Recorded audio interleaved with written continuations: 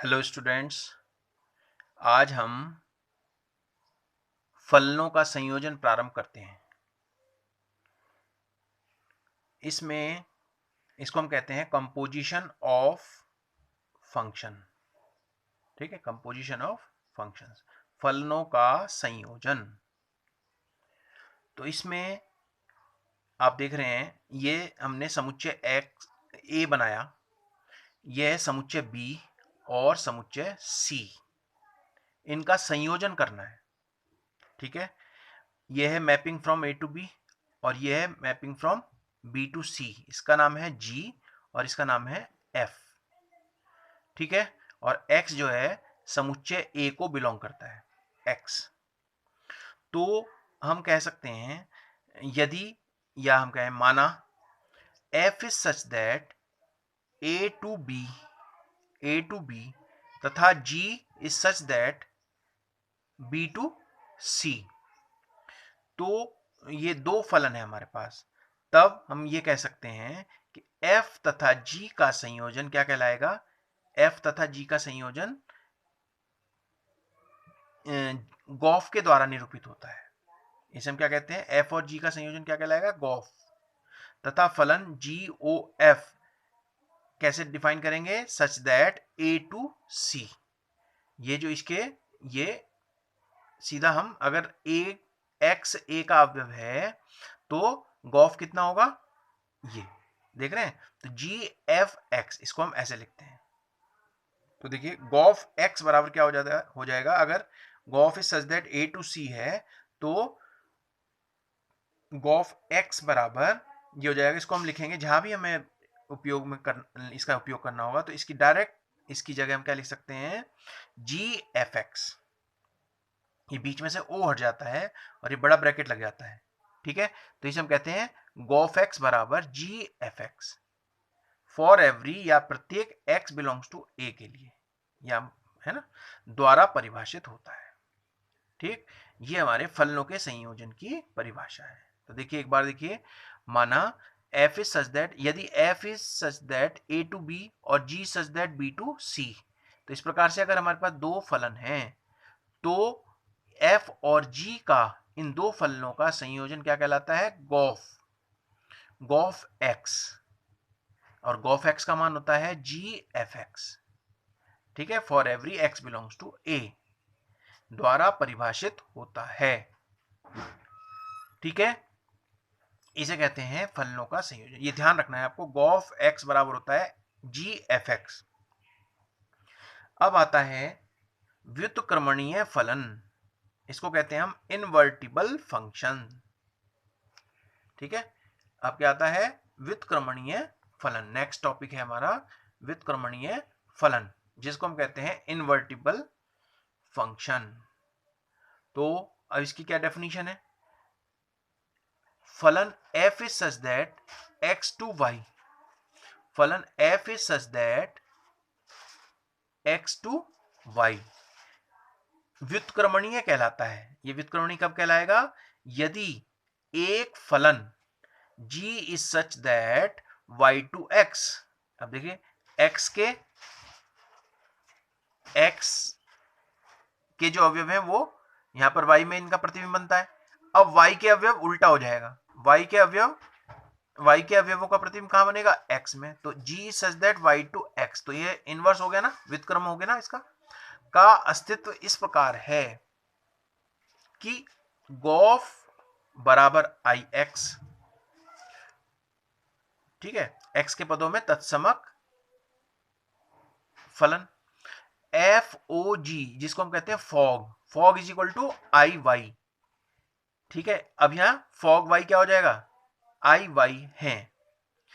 तो फलन g को फलन f का प्रतिलोम कहते हैं और इसे प्रतीक f इनवर्स के द्वारा व्यक्त किया जाता है। ठीक है, यह व्युत्क्रम कब कहलाता है, यदि g का मान y टू x हो और इसका अस्तित्व इस प्रकार हो कि गॉफ का मान तो आए IX और फॉग का मान आए IY। फॉग का मान क्या आ जाएगा, IY, यानी कि y के रूप में तत्समक फलन। प्राप्त होता है, इसे हम क्या कहते हैं, इसे हम कहते हैं व्युत्क्रमणीय फलन। ठीक है, ठीक है, तो ये व्युत्क्रमणीय फलन की परिभाषा प्राप्त हो जाती है। तो हम ये भी कह सकते हैं, अगर हमें जैसे व्युत्क्रमणीय फलन सिद्ध करना होता है तो हम उसके लिए क्या करेंगे, पहले गॉफ निकालेंगे और फॉग निकालेंगे। गॉफ का मान आई एक्स के बराबर आना चाहिए और फॉग का मान आई वाई के बराबर आना चाहिए। तो इसे हम कहेंगे व्युत्क्रमणीय फलन। और फलन क्या होना चाहिए, g such that y to x. ये उल्टा हो जाएगा, जो फलन एफ था वो एक्स टू वाई था। ये व्युत्क्रमणीय कब कहलाएगा, जब फलन g y टू x का अस्तित्व इस प्रकार है, या ये इस प्रकार हो कि गॉफ का मान तो होना चाहिए आई एक्स तथा फॉग का मान होना चाहिए आई वाई। फलन g को फलन f का प्रतिलोम फलन कहते हैं। ठीक है, और इसे f इनवर्स के द्वारा व्यक्त करते हैं, ये प्रतिलोम फलन, इसको आप ध्यान रखेंगे। ठीक है, अब आता है, अब इससे रिलेटेड प्रमेय, दो प्रमेय है हमारे पास, इनको समझ लेते हैं। तो यदि f is such that x to y और g दूसरा फलन है y टू z, ठीक है, y टू z, तो h is such that z to s, तीसरा है h का मान कितना है, h is such that z to s। तीन फलन है, f तो है x टू y, g है y टू z और h फलन का मान है z टू s। ये मैपिंग कहलाती है ना। तीन फलन है तो हमें सिद्ध करना है h o g o f is equal to h o g o f। o संयोजन को दर्शाता है, o किस चीज को दर्शाता है, जैसे g और f के बीच संयोजन गॉफ कहलाता है। ठीक है, फॉग एफ ओ जी, यानी कि ओ का मतलब यहां पर आ जाएगा संयोजन। दो या दो से अधिक फलनों का संयोजन किस प्रकार करते हैं, उसमें हम बीच में ओ लगाकर इसका संयोजन करते हैं। ठीक है, अब इसकी उत्पत्ति, उत्पत्ति यानी कि प्रूफ। तो इसमें H O G O F x, हमने क्या करा, इसमें एक्स लगा लिया। ठीक है, इसमें क्या करना, ये जो सिद्ध करना है, अब हम इसमें x हटा भी सकते हैं, इसमें तो नहीं है, लेकिन हम इसमें x लगा लेते हैं। तो हम मान लिया हमने H O g o f G O F X is equal to H O G O F X, आगे एफ एक्स आ गया है ना, क्योंकि ये फलन है तो ये इसमें वेरिएबल हमने x लगा दिया। ठीक है, तो ये आ जाएगा। अब इसमें हम क्या करेंगे, देखिए, अब इसमें लेफ्ट हैंड साइड ले लेते हैं। ठीक, लेफ्ट हैंड साइड क्या है, ये देखिए, इसकी लेफ्ट हैंड साइड ये ली हमने। ठीक, तो ये आ जाएगा, लेफ्ट हैंड साइड है H O G O F x है।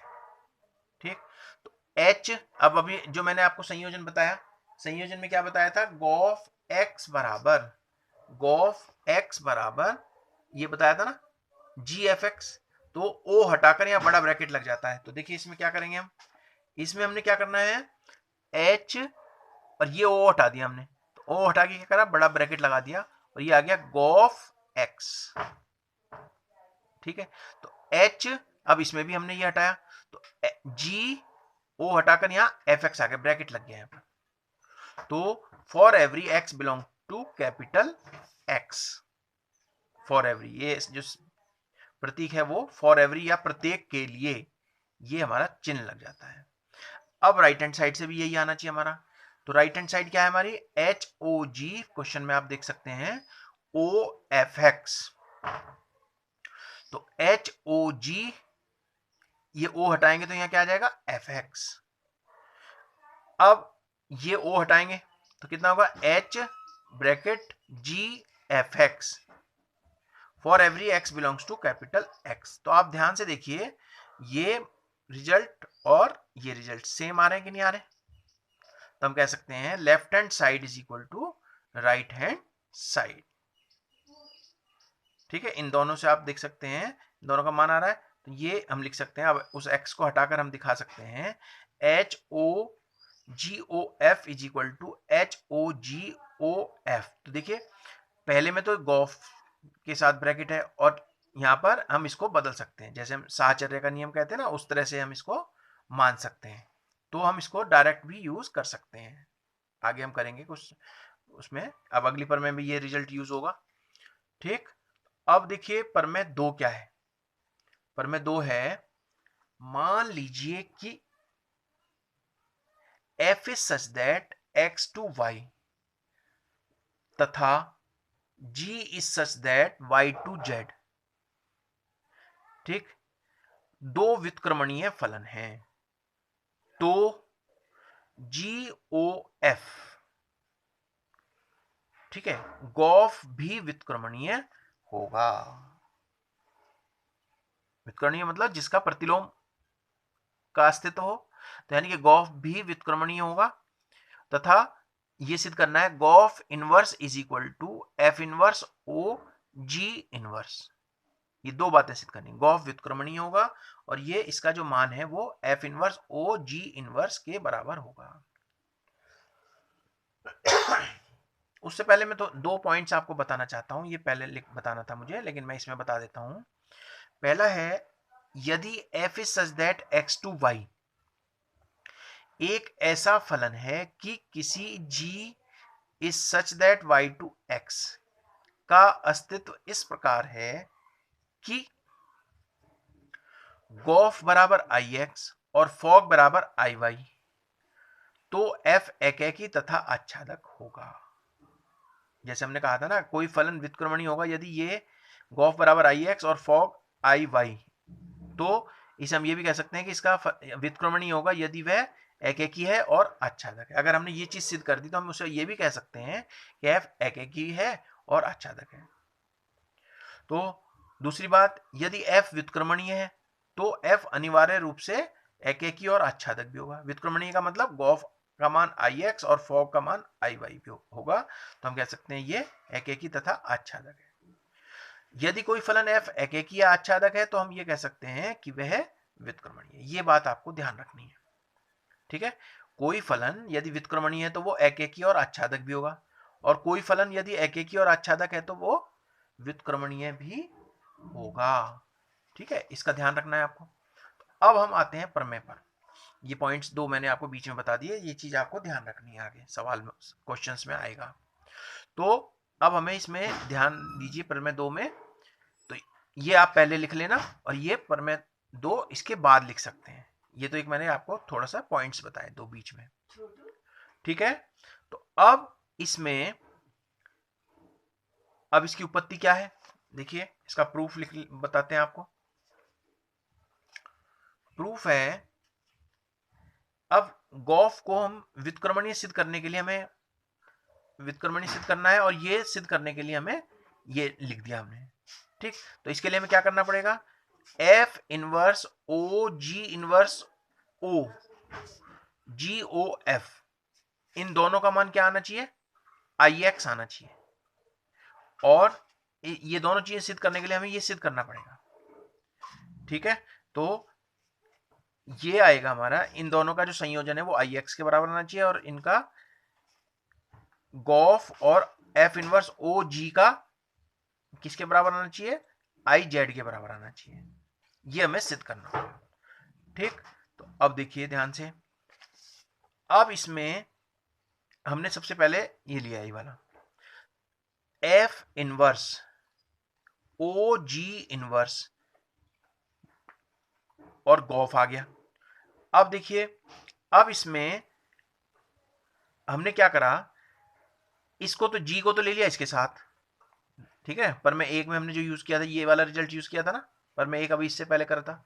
तो अब हमने क्या करा, इसको तो ले लिया, एफ इनवर्स ओ जी इनवर्स ओ जी, जी को इसके साथ ले लिया और इसको बाहर कर दिया ओ एफ को, ठीक है। तो ये पर मैं एक से हमने डायरेक्ट इसका रिजल्ट रख दिया इस तरह से। तो अब एफ इनवर्स, अब इसमें वही चीज कर दी, इसको अलग कर दिया, ओ जी इनवर्स ओ जी, इसको लिख सकते हैं जी इनवर्स ओ जी ओ एफ, ये फिर हमने पर में एक से इसका मान लिख दिया, ठीक है ना। तो इसमें हमने क्या करा, इसको इसके साथ ले लिया और एफ इनवर्स ओ ये ब्रैकेट के बाहर आ गया है। ध्यान से समझेंगे इसको, पर मैं एक का उपयोग किया इसमें भी। तो एफ इनवर्स ओ, अब जी इनवर्स ओ जी कितना होगा, जी इनवर्स और जी का संयोजन कितना होगा, आई वाई होगा, आई के बराबर हो जाएगा, आइडेंटिटी फंक्शन वाई के पदों में आएगा। ठीक है, ऑफ ये आ जाएगा ओ एफ। ठीक है, इसकी जगह तो आई वाई आ गया। अब आई वाई के साथ किसी फलन का संयोजन क्या आएगा, उसी फलन के बराबर आएगा, ओ एफ। अब एफ इनवर्स ओ एफ क्या हो जाएगा, आई एक्स हो जाएगा। ठीक है, I F inverse O F किसके बराबर होगा, आई एक्स के बराबर होगा। ठीक है, एफ इनवर्स ओ आई वाई ये और ओ एफ, तो कितना हो जाएगा, एफ इनवर्स ओ एफ, इसका मान किसके बराबर होगा, एफ इनवर्स और ओ एफ। ठीक है, इसका मान होगा आई एक्स। ठीक है, इसी प्रकार अब दूसरा पार्ट है, दूसरे में हमें क्या सिद्ध करना है, गॉफ ओ एफ इनवर्स ओ जी इनवर्स।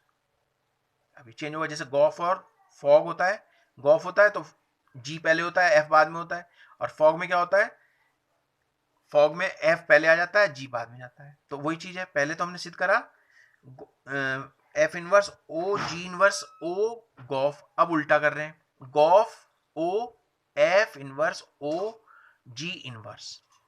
अब वही पर में एक का उपयोग करेंगे, तो हमने क्या करा, गॉफ ओ एफ इनवर्स इसको यहीं रहने दिया और ओ जी इनवर्स को बाहर कर दिया पर में एक से। अब देखिए आप, अब इसमें क्या करेंगे, जी ओ एफ इनवर्स इसको अलग कर दिया ब्रैकेट में, ओ जी इनवर्स, तो एफ इनवर्स क्या होगा, आई एक्स। ठीक है, ठीक है ना, इसे कहेंगे हम तत्समक फलन। तो जी ओ आई आ जाएगा I x, O ji inverse, तो यह आ जाएगा जी आई के साथ इसका संयोजन कितना होगा, जी ओ, इसका तो हो गया जी और ओ जी इनवर्स, तो जी ओ जी इनवर्स बराबर क्या हो जाएगा, आई जेड, यानी कि जेड का तत्समक फलन। अतः गॉफ व्युत्क्रमणीय है तथा हम इसमें कह सकते हैं g of inverse f inverse g inverse, f inverse ओ जी इनवर्स। तो जब ये व्युत्क्रमणीय है तो ये सिद्ध करने के लिए तो हमने क्या कह दिया, ये व्युत्क्रमणीय है, इसका मतलब इसको हम इस प्रकार से लिख सकते हैं। तो ये हमारी प्रमेय 2 हो जाती है।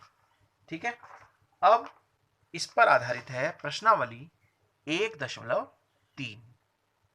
ठीक है, प्रश्नावली 1.3। तो 1.3 क्या है,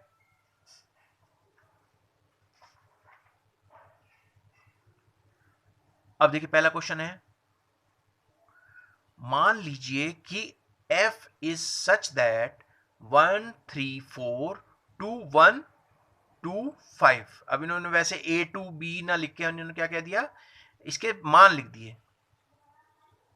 ठीक है, इसके प्रतिबिंब यहां पर है।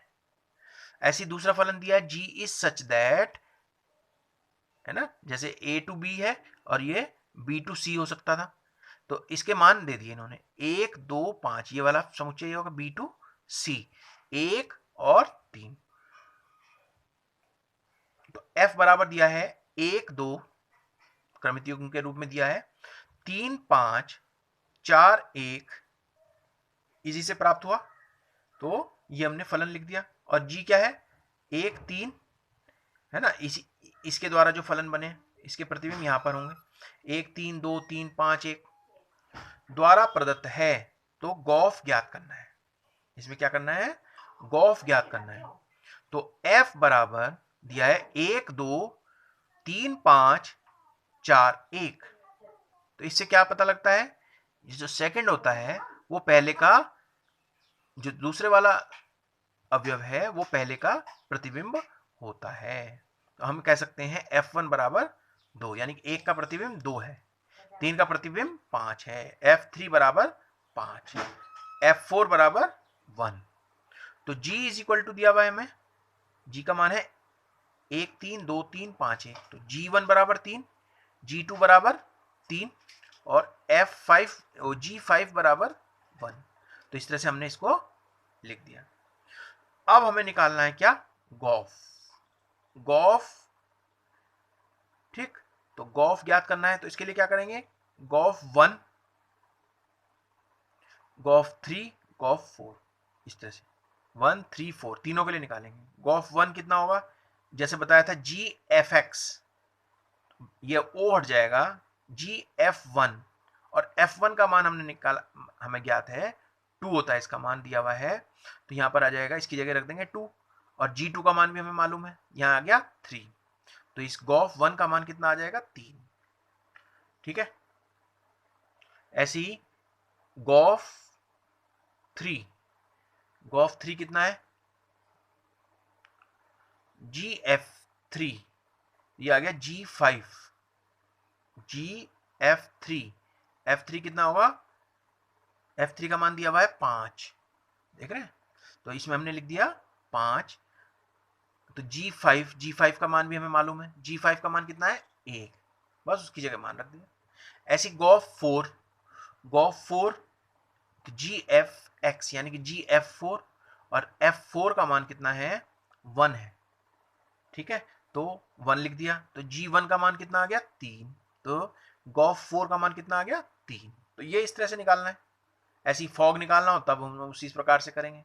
तो ये गॉफ का जो, अब इसको समुच्चय के रूप में कैसे लिखेंगे, तो देखिए 1 3 3 1 और गॉफ तीसरा मान कितना आएगा, तीसरा अवयव 4 3, ठीक है, तो 4 3 हो गए, ठीक है। तो ये गॉफ समुच्चय के रूप में हमने लिख दिया, सही है। तो ये समझ में आ गया होगा क्वेश्चन नंबर 2। अब करते हैं क्वेश्चन नंबर 2। तो देखिए अब है, इसमें दिया है दूसरे प्रश्न में, मान लीजिए कि F G तथा H R से R एरो R यानी कि इसका प्रांत भी R है और सह प्रांत भी R है तक दिए फलन हैं, तो सिद्ध कीजिए कि F प्लस GOH बराबर FOH प्लस GOH, जैसे वितरण नियम लागू होता है उस तरह से संयोजन पर इस तरह से हमें सिद्ध करना है। तो FGOH, इसको हम क्या लिख सकते हैं, FOH और GOH, ठीक है, GOH। तो इसको हमने O के साथ इसका संयोजन F के साथ करा और फिर G के साथ किया। अब है सॉल्यूशन, इसका सॉल्यूशन करते हैं। 2 पॉइंट दिए हैं, अब इसमें F, G, H R2R में फलन है, ये जितने फलन है वो R2R से में फलन है। तो पहला हमें सिद्ध करना है F प्लस GOH, इसके साथ हमने X लिख लिया क्योंकि हम गॉफ और फॉग को X के सापेक्ष करेंगे क्योंकि वेरिएबल तो लेना पड़ेगा। तो अब F प्लस GHX, O हटाकर क्या लिख देंगे HX। तो अब हम क्या कर सकते हैं, इसको इसके साथ लिख सकते हैं और इसको इसके साथ संयोजन कर सकते हैं, FHX प्लस GHX, ये क्या बन जाएगा FOHX लिख सकते हैं इसको, और GOHX इसको हम लिखते हैं इसके रूप में, तो अब इसको इसके रूप में लिखा हमने, ठीक है। तो ये कितना हो जाएगा F plus GOHX is equal to FOHX plus GOHX। अब हमें सिद्ध करना है, उसमें x नहीं था ना, तो अब इस x को हम हटा देंगे, तीनों पदों में था ना, तो अब हम इसको लिख सकते हैं F plus GOH is equal to FOH plus GOH, ठीक है। तो इसको हमने सिद्ध कर दिया। अब इसका सेकंड पार्ट है, सेकंड पार्ट क्या है, देखिए सेकंड पार्ट है F into GOH is equal to FOH into GOH माना। अब इसमें x जोड़ दिया हमने, x लगा दिया वेरिएबल, तो अब ये आ गया। F into G O H X is equal to, इसको हम क्या लिख सकते हैं देखिए, अब ओ हट जाएगा तो एफ इंटू जी एच एक्स। अब एच एक्स को इसके साथ भी इसके साथ लिखना है और एच एक्स को इसके साथ भी लिखना है, तो एफ एच एक्स इंटू जी एच एक्स।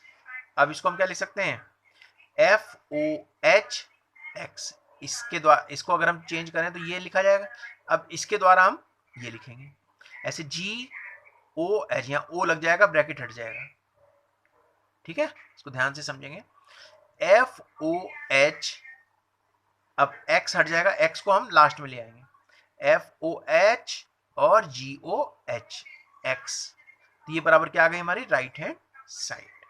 तो हम कह सकते हैं F into G O H, अब हमने एक्स हटा दिया, ये जो एक्स था ना ये हटा दिया, is equal to F O H into G O H. ठीक है, तो आज मैंने आपको प्रश्नावली 1.3 के पहले और दूसरे सवाल कराए, ठीक है, व्युत्क्रमणीय फलन और फलनों का संयोजन, ये मैंने आपको समझाया। इसको आप ठीक प्रकार से इसकी स्टडी करेंगे और अगर समझ में नहीं आता तो किताब में भी ये सब दिया हुआ है, तो उसको समझ लेंगे जो पर मैंने बताई है, ठीक है, मैंने बताने का प्रयास किया है, लेकिन उसको आप ठीक प्रकार से कॉपी में लिखेंगे क्योंकि ये रिजल्ट्स आपके सवालों में आएंगे, तो इनको आप ध्यान से समझेंगे। ठीक है, आज के लिए इतना ही, धन्यवाद।